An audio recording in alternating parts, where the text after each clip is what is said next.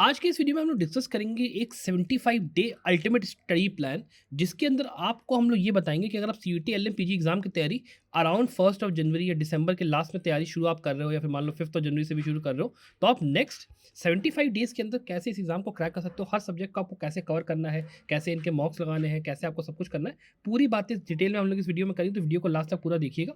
साथ ही हमारे चैनल संभव लोग को सब्सक्राइब जरूर करिएगा, बिकॉज स्टूडेंट्स यहाँ पे हम लोग अब रोजाना कोशिश ये करेंगे कि आपके लिए सीयूटी पीजी एलएम के लिए बहुत बढ़िया बढ़िया वीडियोस लाते रहे। साथ ही में जब काउंसलिंग शुरू होगी सीयूटी पीजी की या क्लैट पीजी की अगर आप बात करोगे, तो उसके अंदर में क्या क्या आपको चीज़ें होनी चाहिए पता, कौन से कॉलेजेस हैं, क्या मान लो हॉस्टल का क्या सिस्टम है, बाकी सिस्टम क्या है, कोर्सेज में क्या है, पूरी बातें हम लोग करेंगे। साथ ही में हम लोग कंडक्ट करने वाले हैं सेशंस, लाइव सेशंस, जिसके अंदर हम लोग ये बात करेंगे आपके लिए कि भाई जो आपके सबसे इंपॉर्टेंट सब्जेक्ट्स के अंदर में जो आपके टॉपिक्स होते हैं वो कौन कौन से हैं। साथ में हम लोग हफ्ते में 2 सेशंस तो ऐसे करेंगे जहाँ पे जो सबसे इंपॉर्टेंट आपके क्वेश्चंस होते हैं ना पर सब्जेक्ट, उनको हम लोग लाइव सॉल्व करवाएंगे। तो वो भी अगर आपको ज्वाइन करना होगा तो उसके लिए भी चैनल को सब्सक्राइब जरूर करिएगा।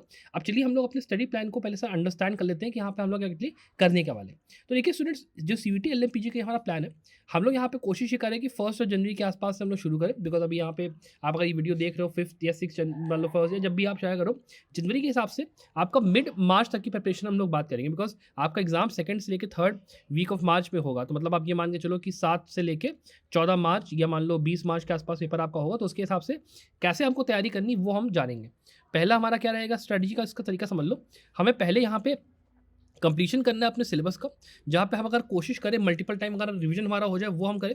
हमारा जो मेन फोकस होगा वो होगा एमसीक्यू हैवी। बिकॉज यहाँ पे देखिए जितने आप प्रैक्टिस करोगे, जितना आप ज़्यादा यहाँ पे मॉक्स लगाओगे, उतने अच्छे से आप यहाँ पे स्कोर कर पाओगे इस एग्जाम के अंदर। अगर आप जाओगे हमारे चैनल के ऊपर, आप अगर देखोगे हमारे जो कोचिंग का रिजल्ट है वो आप देखोगे, all India rank 3, all India rank 20, all India rank 40, इन सबका इंटरव्यू पड़ा हुआ है, आप जाके चेक कर सकते हो। सबका ही एक ही फंडा रहा कि they have all practice as many mocks as possible. तो प्लीज़ मॉक पेपर्स के ऊपर ज़्यादा से ध्यान रखिएगा और अपनी पढ़ाई को आपको अच्छे से करना है। स्ट्रक्चर की अगर आप बात करें तो देखो पार्ट 1 आपका कोर सब्जेक्ट्स का होगा, जिसमें कि हम लोग जो सबसे इंपॉर्टेंट सब्जेक्ट्स हैं, जो कि हमको पता है कि हाँ एग्जाम में सबसे ज़्यादा पूछे जाते हैं, जिसमें 3 से लेकर 4 या हमारे कहो 5 क्वेश्चन आते हैं, उन पर फोकस करेंगे। फिर बात करेंगे हम लोग सपोर्टिंग सब्जेक्ट्स की, जिसमें हमको पता है कि हाँ 1 या 2 क्वेश्चन मान लो आ गया पेपर में, अगर आप PIQs को स्टडी करोगे उसके हिसाब से, तो उसके लिए बात करेंगे। और लास्ट आपका जो फेज होगा वो मॉक्स और रिविजन का पॉइंट होगा। मॉक्स और रिविजन के फेज की हम लोग बात करेंगे, तो 3 फेज में डिवाइड होने वाला। लेकिन अगर मान लो आप बात ये सोचते हो कि सर नया साल आने वाला है और यहाँ पे मेरे को अब ये जो प्रिपरेशन है इसको अच्छे से करना है, और मैं ये समझ नहीं पा रहा हूँ कि एक स्ट्रक्चर्ड तरीका क्या है इस तैयारी को करने का। बिकॉज मेरे पास कई ऑप्शन है ऑनलाइन, मेरे को कई तरीके हैं, वीडियोज़ है, बहुत चीज़, लेकिन कोई बंदा एक ऐसा नहीं है जो कि प्रॉपर मेरे को एक ऐसा कोर्स मिल जाए जहाँ पे केवल 3499 में आपको 50 फुल लेंथ मॉक्स, 50 फुल लेंथ मॉक्स, जिसमें कि आपको सारे जो आपके एग्जाम के अंदर में जो जो क्वेश्चंस आप सोचते हो सारे के सारे इसमें है। अलॉन्ग विद दैट 5000 क्वेश्चंस का एक पूरा डिटेल्ड क्वेश्चन बैंक। ये जो क्वेश्चन बैंक है, अगर आप इसको ही अकेले लगा लोगे ना, आपका आधा पेपर तो मैं कहता हूँ ऐसे ही निकल जाएगा। बिकॉज हर सब्जेक्ट के इसके अंदर हम लोगों ने जो छोटे से छोटा सब्जेक्ट है, बड़े से बड़ा सब्जेक्ट है, सबके आपके क्वेश्चन इस क्वेश्चन बैंक में आपको मिलेगा। आप केवल वो क्वेश्चंस लगा लो, आपका पूरा सब्जेक्ट ऐसे ही तैयार हो जाएगा। अलॉन्ग विद दैट आपको 20 पेपर्स हिंदी मीडियम के भी मिलेंगे। तो आपका ये बाइलिंगुअल पेपर्स होंगे, जो इन्हीं 50 पेपर्स का ही पार्ट होंगे। तो अगर आपका एनरोल करने का मन है, अलॉन्ग विद दैट इसमें आपका हम लोग वीडियो लेक्चर्स आपको कंप्लीट कवरेज देंगे सारे सिलेबस का, जिसमें आपका वीडियो लेक्चर, स्टडी मटेरियल, सारे सब्जेक्ट्स जो आपके यहाँ पे 33 सब्जेक्ट 34 सब्जेक्ट्स हैं, उन सब का ही आपको मिलेगा। तो आप ये सोच लो कि कितना तगड़ा ये आपका कोर्स है। तो अगर आपको एनरोल करना है केवल 3499 में, न्यू ईयर सेल में आपका ये कोर्स अवेलेबल है, जरूर से इसको चेकआउट करिए, जरूर से इसको एनरोल करिए। अब चलिए बात करना शुरू करते हैं हम लोग यहाँ पे पहले पार्ट 1 की, कोर हाई वेटेड सब्जेक्ट्स को हमको कैसे करना है, क्या करना है। तो देखिए आप कॉन्स्टिट्यूशन सबसे पहली बात स्टूडेंट समझिएगा, आपको यहाँ पे इसको डे 1 से लेकर डे 7 मतलब 1 हफ्ते का टाइम इसको आपको देना है।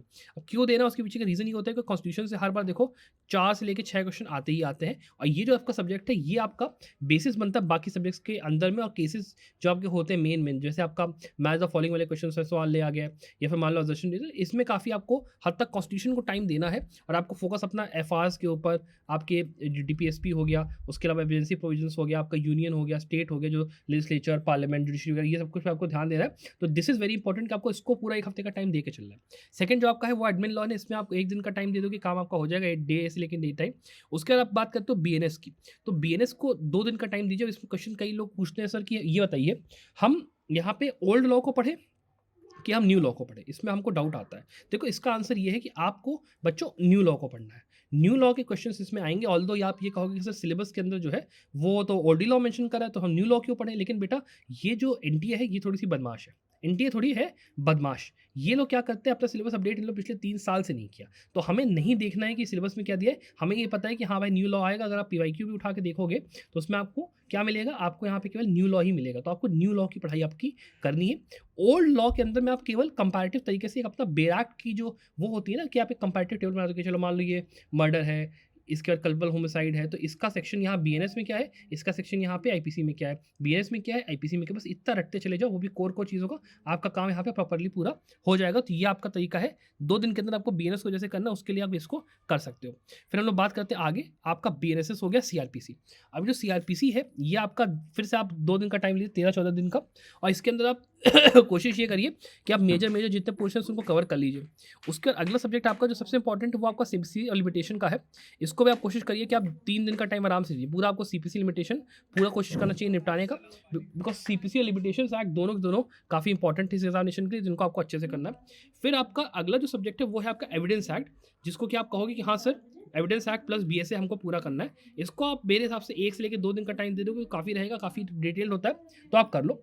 फिर कॉन्ट्रैक्ट एक्ट को आप कोशिश करिए कि भाई आप कम से कम 2 दिन का टाइम आराम से दो, बिकॉज कॉन्ट्रैक्ट एक्ट इंपॉर्टेंट है। इसमें आप ये भी कोशिश करिएगा कि आपका एसआरए हो गया, ठीक है, आपका थोड़ा वो हो गया तो उसको भी आप कर लो। उसके अलावा लॉ ऑफ टॉर्ट्स की आप बात करो तो लॉ ऑफ टॉर्ट्स को 1 दिन का टाइम देना जो है सही रहेगा, 1 से 2 दिन का टाइम अगर आप दे दोगे तो सही रहेगा। जूरिस्प्रूडेंस की अगर आप बात करो तो फिर से 2 दिन का टाइम आप दे दीजिए, इसको काम आपका हो जाएगा। इसके लिए तो मैं कहूँगा कि आप जो है कोशिश ये करिए कि एमसीक्यूज जितना आप लगा पाओ जूरिस्प्रूडेंस को उतना अच्छा रहेगा। फिर आप बात करते हो कंपनी लॉ की, कंपनी लॉ को भी 2 दिन का टाइम दीजिए, आराम से आपका हो जाएगा। और फिर आप रिवीजन और सेक्शनल टेस्ट जो है थोड़ा सा डे 31 से लेकर 35 के अंदर में आप जाओ और उसको कर लो। मतलब आप ये समझ लो कि 1 जनवरी से लेके 31 जनवरी, ठीक है, वहाँ तक का आपका ये पूरा शेड्यूल है। इसमें आप ये कर सकते हो जैसे कॉन्स्टिट्यूशन है, अगर मान लो आप 3 जनवरी, 4 जनवरी, 5 जनवरी के आसपास में हो तो कॉन्स्टिट्यूशन के टाइम को थोड़ा कम कर दो, या आप टॉर्ट्स के टाइम को थोड़ा कम कर दो, कॉन्ट्रैक्ट के टाइम को थोड़ा कम कर दो, या फिर बीएसए के टाइम को थोड़ा कम कर दो, लेकिन बाकी सब्जेक्ट्स को इतना टच मत करना।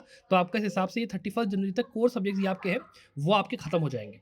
उसके बाद हम लोग बात करते हैं एक स्टूडेंट्स में इसमें ये भी कि मान लो आप ऐसे स्टूडेंट भी हो जो कि तैयारी कर रहा है और आप ये केवल सीयूटी पीजी नहीं, आपको IIT Kharagpur, ILI, GMI, AMU, Allahabad university, Lucknow university, उसके अलावा आपका एनएलयू दिल्ली की अगर आप बात करो तो उसका जो आईपीआर वाला प्रोग्राम है वो, उसके अलावा आपका एनआईएसएम का एग्जाम जो होता है वो, आपको इन सारे एग्जाम से तैयारी करनी है। आप नहीं छोड़ना चाहते हो, एक भी एग्जाम नहीं छोड़ना चाहते हो, आपको बस है कि मेरे को एलएलएम में बढ़िया एडमिशन चाहिए, मेरा क्लैट का एलिट का एग्जाम मान लो अच्छा नहीं गया, बस मेरे को एलएलएम एडमिशन चाहिए ही चाहिए, तो आप केवल यहाँ पे इस कोर्स को 3899 में एनरोल कर सकते हो। इस कोर्स के अंदर देखो बेनिफिट क्या है, बेनिफिट ये है कि आपको 10 महीने के लिए वैलिड रहता है, जितने आपका सिलेबस है पूरा कॉम्प्रिहेंसिव यहाँ पे कवर्ड रहता है, हर सेक्स के आपको मॉक्स मिलते हैं, 5000 क्वेश्चंस का पूरा बैंक मिलता है, मेरी खुद की मेंटरशिप मिलती है, डिटेल सोल्यूशन, हर चीज़ का पूरा पूरा मिलता है। तो ज़रूर से इस कोर्स के बाद आप लोग चेकआउट करें, न्यू ईयर सेल में केवल 3899 में आपका अवेलेबल है। और आगे हम लोग बात करते हैं सपोर्टिंग सब्जेक्ट्स की, और जो आपके स्कोरिंग सब्जेक्ट्स होते हैं इसमें बेसिकली आप देखो क्या करना है। यहाँ पे देखो हर सब्जेक्ट को हम लोग एक दिन, कुछ को 2 दिन का टाइम देके चले, जैसे मतलब टीपीए को 2 दिन दे दिया। लेबर लॉज आपके हैं जो, इसको आप एक काम ये करो, आप इसमें न्यू लेबर कोड जो है उसको आप लोग जरूर करो, बिकॉज जो न्यू लेबर कोड है वो आपका काफ़ी ज़्यादा इंपॉर्टेंट है। इस बार पक्की चांस है कि इस पर क्वेश्चन पेपर आएंगे, तो 1 दिन का टाइम लेके आराम से न्यू लेबर लॉ और ओल्ड वाले को भी थोड़ा सा अपना देख लो। फिर 1 दिन आप अपना आईपीआर को दे दो, अगला दिन अपना इंटरनेशनल लॉ को थोड़ा सा दे दो। इसमें आपका इंटरनेशनल लॉ केवल करना, आईएचएल आपका जो है इंटरनेशनल ह्यूमैनिटेरियन लॉ, ये सब करने के अभी इतना टाइम नहीं, तो इसको ज़रूरत नहीं, आप केवल पीआईएल पे ध्यान दो, public international law, private international थोड़ा कर पाओ तो ठीक रहेगा। फिर अपना अगला दिन हिंदू लॉ को दे दो, और मुस्लिम लॉ और सक्सेशन एक्ट जो आपका है वो वाला पार्ट उसको आप 42 दूसरा दिन दे दो। फिर इंटरप्रिटेशन ऑफ स्टेट्यूट्स को 1 दिन, एडीआर को 1 दिन, एनवायरमेंटल लॉ को भी 1 दिन दो, ज़रा टाइम उसमें लगाने की जरूरत नहीं है, मोटा मोटा कर लो। इंश्योरेंस लॉ को भी 1 दिन दे दो, टैक्सेशन को आप 1 दिन दे दो, जिससे आपका डे नंबर 47 तक ये हो जाएगा। और फिर अपना एमसीक्यूज रिवीजन पे आप अपना टाइम दो डे 48 से लेके 55 में। अब ये जो आपका एमसीक्यूज रिवीजन का आप यहाँ पे टाइम है, आप ये भी कर सकते हो कि जैसे मान लो मैंने इसमें ये कहा कि हाँ चलो भाई इसको लास्ट के 1 हफ्ता हमने अलॉट किया कि हम केवल एमसीक्यूज और रिवीजन इन सब्जेक्ट से कर रहे हैं। आप चाहो तो ये भी कर सकते हो कि आप बीच बीच में टाइम निकाल के भी रिवीजन कर सकते हो। आप मतलब जैसे अपना वो पढ़े, और कम से कम मेरी बात ये मानो कि आपको 1 दिन की अगर आप बात करो, 1 डे की अगर आप बात कर लो, तो कम से कम मेरे हिसाब से आपको 7 से लेकर 8 घंटे की पढ़ाई चाहिए, जिसमें कि 4 से लेकर 5 घंटा आप अपनी पढ़ाई में दे रहे हो। 1-2 घंटा आप कोशिश ये करिए कि एमसीक्यूज पीवाईक्यूज लगाइए, या फिर प्रैक्टिस सेट्स होते हैं वो लगाइए, वरना आप हमारे कोर्स में आप आ जाओ। कोर्स के अंदर फ़ायदा क्या है कि आपको जो क्वेश्चन बैंक मिलता है 5000 वाला, आप वो लगा लो। सब्जेक्ट आप मान लो बीएनएस पढ़ा, आपने उसके साथ उसका क्वेश्चन बैंक लगा लिया, बीएनएस का रिवीजन आपका हो गया। आपने कहा कि चलो सर मैं एक ऐसा सब्जेक्ट पढ़ूंगा जो कि वैसे इतना वो नहीं है, बहुत ही फेमस नहीं है, जिसमें कि हम बात करें तो मान लो एडीआर की। अब एडीआर के आपने क्वेश्चंस लगाए, आपका सीधे-सीधे रिवीजन हो गया। उसके अलावा इसमें आपका क्रिमिनोलॉजी, विक्टिमोलॉजी हो गया, बाकी सब्जेक्ट्स हो गए, उनका ये बाद में बताऊँगा कैसे पढ़ना है, उन सबका रिवीजन होगा। तो अगर आपको एक बार चेकआउट करना है तो वो वाला कोर्स 349 है, बहुत बढ़िया है, बस चेकआउट आप करना। इसके बाद हम लोग बात करते हैं नॉन इम्पोर्टेंट और फाइनल आपके जो मॉक पेपर फेज़ है उसकी। बिकॉज़ ये आपका फेज़ सबसे इम्पोर्टेंट है, ये आपका रैंक डिसाइडर फेज़ है। बिकॉज़ इसके अंदर आप जितनी प्रैक्टिस, जितनी रिवीजन करोगे उतना आपका बढ़िया रहेगा। इसके अंदर देखो सिलेक्टिव आपको सब्जेक्ट्स के, जैसे मान लो क्वेश्चन एथिक्स हो गया, कॉम्पिटिशन लॉ हो गया, बैंकिंग लॉ हो गया, फिलॉजी विक्टिमोलॉजी हो गया, व्हाइट कॉलर क्राइम्स हो गया। इनमें क्या है, इनके आप केवल जो सबसे इंपॉर्टेंट सेक्शंस होते हैं, 5-10 इंपॉर्टेंट सेक्शंस हैं वो, और खूब एमसीक्यूज़ इनके लगाओ। आपको उसको जाके किताब से पढ़ने की इतनी ज़रूरत नहीं है, बिकॉज़ एमसीक्यूज़ लगा के अगर आप जाओगे ऑल इंडिया रैंक 3 का या ऑल इंडिया रैंक 20 का किसी का भी इंटरव्यू देखोगे, सबने कहा कि सर हमने इनके केवल मॉक पेपर लगाए, हमको ज़रूरत ही नहीं थी कि हम जाएँ और इसके हम लोग जाके अलग से पढ़ाई करें, ज़रूरत ही नहीं पड़ती। तो आप लोग बस जाओ, इसे क्वेश्चंस लगा लो, आपका काम आराम से हो जाएगा। फिर फाइनल फेज़ जो आपका बचेगा, इसमें आप कुछ मत करो, यहाँ पे जो लास्ट हमारा है, कम से कम कोशिश ये करो कि 40 से लेके 50, अगर मान लो 40 इतना दिन नहीं दे पा रहे हो, तो कम से कम 30 मिनिमम मॉक पेपर्स लगा के जाओ। बिकॉज़ इतने मॉक पेपर्स अगर लगा लोगे ना, तो आप पूरा का पूरा पेपर जो है ना, उसको एकदम घोंट के पी जाओगे। और साथ में वो एमसीक्यूज़ अगर आप लगाते रहे 5000 वाले, जैसे मैंने आपको कहा 7 से 8 घंटा दो, कम से कम 4 से 5 घंटा पढ़ाई और बाकी अपना प्रैक्टिस सेट की प्रिपरेशन, वो आपने कर लिया, बहुत तगड़ा रहेगा। उसके अलावा मॉक का एनालिसिस तगड़े में करो। मॉक एनालिसिस जितना करोगे, जितना अपनी गलतियों से वन लाइनर्स बनाओगे, उतना ज़्यादा आपका बढ़िया रिवीजन होगा, खास करके इन सब्जेक्ट्स का। उसके बाद रैपिड रिवीजन के लिए आपको 1 पेज नोट्स बहुत बनाने हैं, बिकॉज़ देखो जो सब्जेक्ट आप पढ़ रहे हो बच्चों, उसके जितने आप वन लाइनर वाले नोट्स बनाओगे, उतना ज़्यादा आपका अच्छा रहेगा रिवीजन करने में। बिकॉज़ ये जो पूरा पेपर है, आपको पता है ऑब्जेक्टिव पेपर है। और जो ऑब्जेक्टिव पेपर होता है, उसमें आपका मेन खेल होता है कि जितना आपने एमसीक्यूज़ लगा रखी है, जितना आपने प्रैक्टिस कर रखी है, उससे आपका पूरा-पूरा खेल यहाँ पे बनता है। तो आप जितना यहाँ पे 1 पेज नोट्स लगा रहे हो, जितना आप एमसीक्यूज़ लगा रहे हो, उतना आपका बढ़िया रहेगा। और इसी के थ्रू आपका पूरा-पूरा 75 डेज़ के अंदर ये पूरा प्रिपरेशन खत्म हो जाएगा। तो अगर आपको ये वीडियो पसंद है, वीडियो को लाइक और शेयर ज़रूर करिएगा। I wish you the very very best of luck for your success. Bye.